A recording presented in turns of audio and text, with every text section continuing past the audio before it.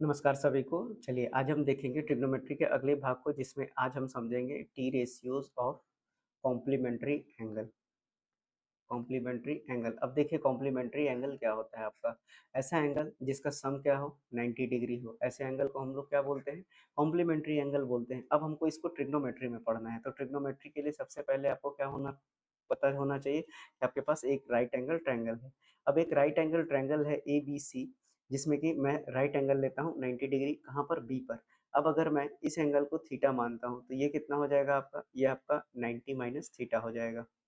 अब 90 minus theta और theta में क्या कंपैरिजन होगा, क्योंकि इन्हीं दोनों का तो सम हमको क्या होता है 90 डिग्री फिर से आ जाएगा, मतलब ये दोनों मिला के कैसे एंगल है, कॉम्प्लीमेंट्री एंगल है। तो देखेंगे sine cos tan cosec cot और सेक के टर्म में देखेंगे 90 माइनस थीटा के टर्म में क्या वैल्यूज आती है, और फिर इस पर बेस्ड क्वेश्चंस करेंगे। चलिए पहले पहले बढ़ते हैं। अब अगर हम देखें तो हमको 90 माइनस थीटा के लिए कंसीडर करेंगे तो ये परपेंडिकुलर होगा, अगर थीटा के लिए कंसीडर करेंगे तो ये मेरा परपेंडिकुलर हो जाएगा और ये बेस हो जाएगा, और हाइपोटेनस तो आपका हमेशा सेम ही रहता है।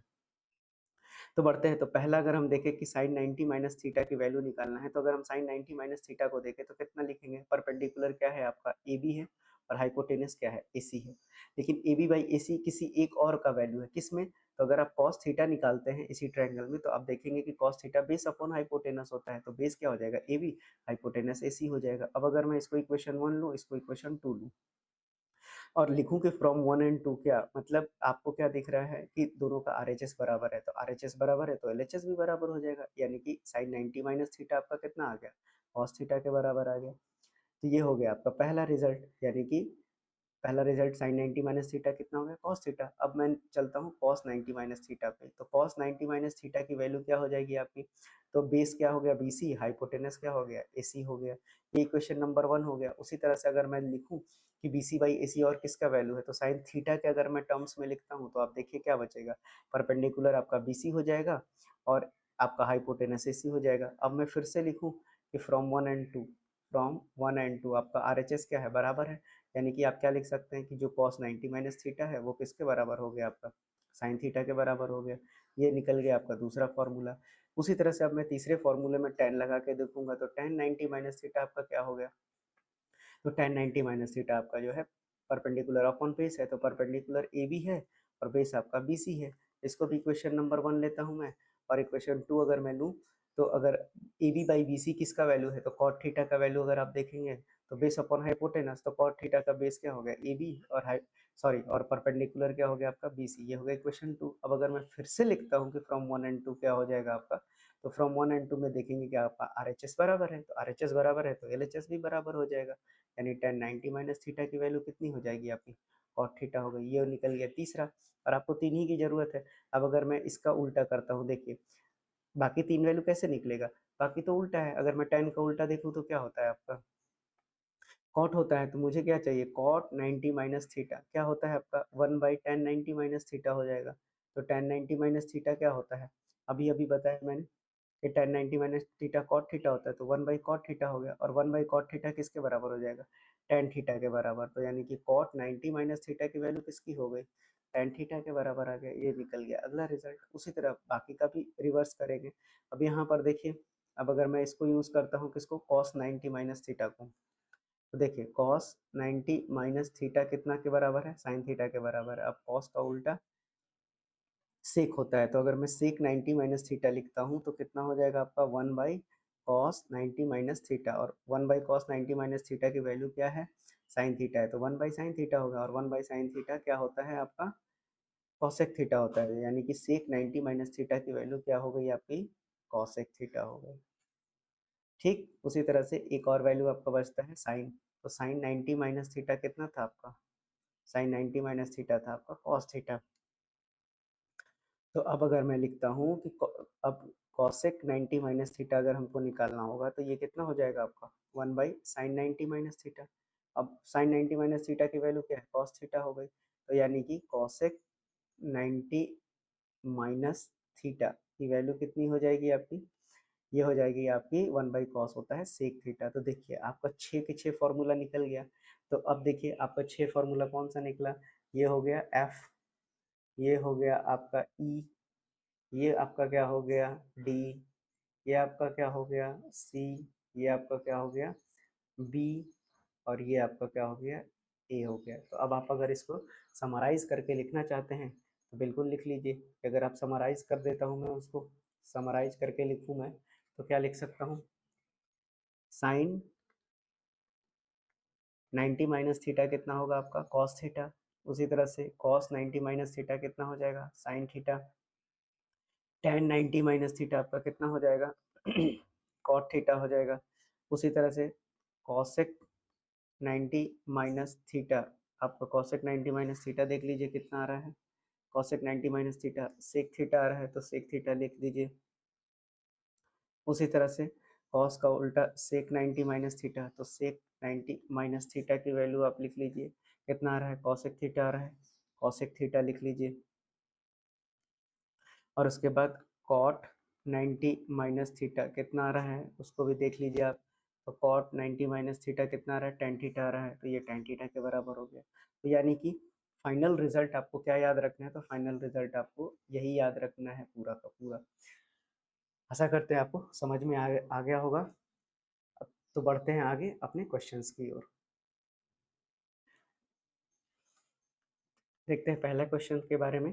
पहला क्वेश्चन आपसे कहता है कि अगर ए बी सी, अगर एंगल है ट्रायंगल ए बी सी का, तो आपको बताना है कि sine B plus C by two जो है आपको कॉस ए बाई टू के बराबर है। तो देखिए हमको पता है कि कोई भी एंगल, सम ऑफ एंगल कितना होता है, 180 डिग्री होता है।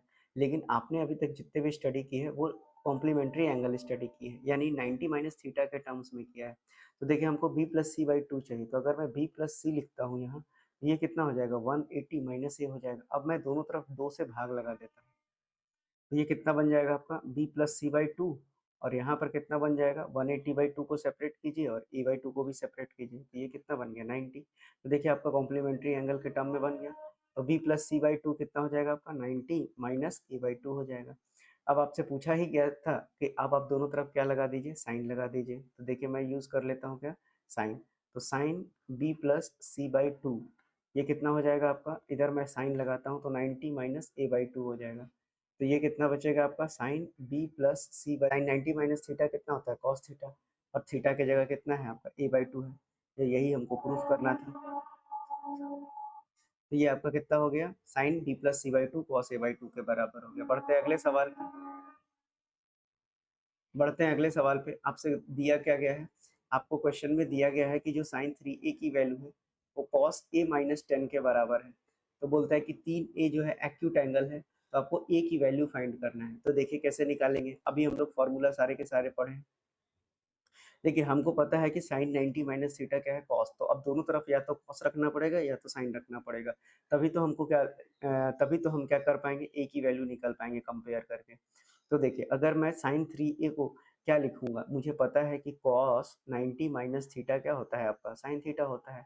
यानी अगर इसी वैल्यू को इससे सब्सटीट्यूट करूँ मैं, तो यहाँ क्या लिखना होगा, कॉस 90 माइनस थ्री ए लिखूंगा, तभी तो वो साइन थ्री ए बना होगा। और इधर तो कॉस है ही अपने पास। अब दोनों तरफ से एंगल को कंपेयर कर लेते हैं।